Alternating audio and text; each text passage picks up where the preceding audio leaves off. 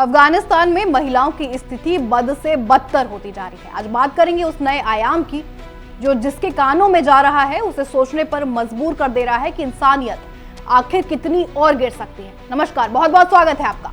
मैं हूं आपके साथ स्नेहा सिंह।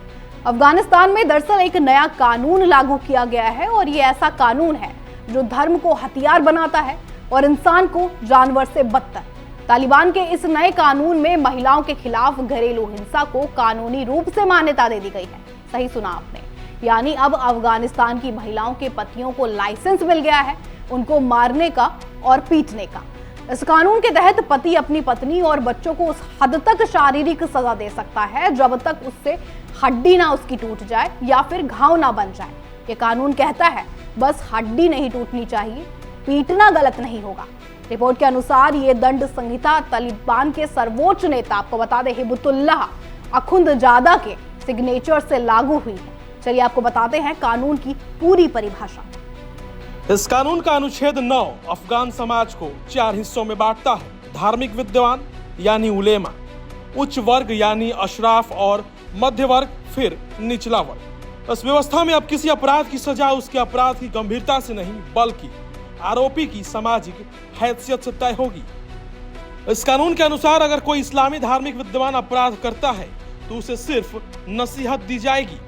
अगर अपराधी उच्च वर्ग से है तो उसे अदालत बुलाया जाएगा और सलाह दी जाएगी।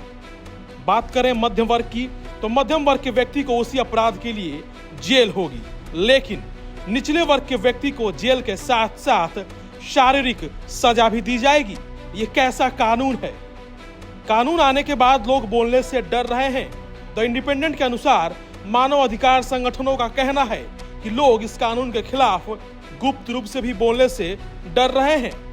इसकी वजह है कि तालिबान ने नए आदेश जारी कर दिए हैं। जो भी इस कानून पर चर्चा करेगा उसे अपराधी घोषित किया जाएगा।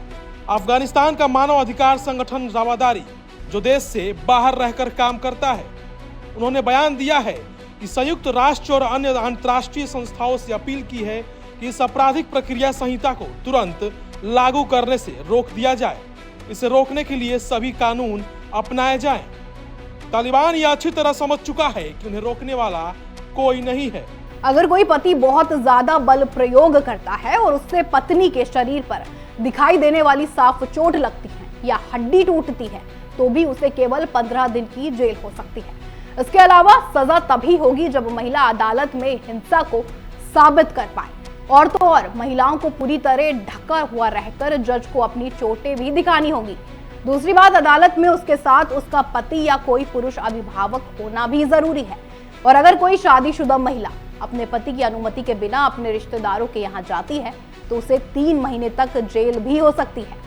धर्म के नाम पर सत्ता चलाना आपके लिए सर्वोच्च हो सकता है, लेकिन क्या किसी देश की आधी आबादी को कानूनी रूप से कमजोर कर देना भी धर्म है? सोचने वाली बात है। वहां की महिला कमजोर है जो दर्द सहकर भी जिंदा है, खड़ी हुई है, सांस ले रही हैं, या फिर वो व्यवस्था जो अपनी ताकत साबित करने के लिए महिलाओं के खिलाफ कानून बनाती जा रही है?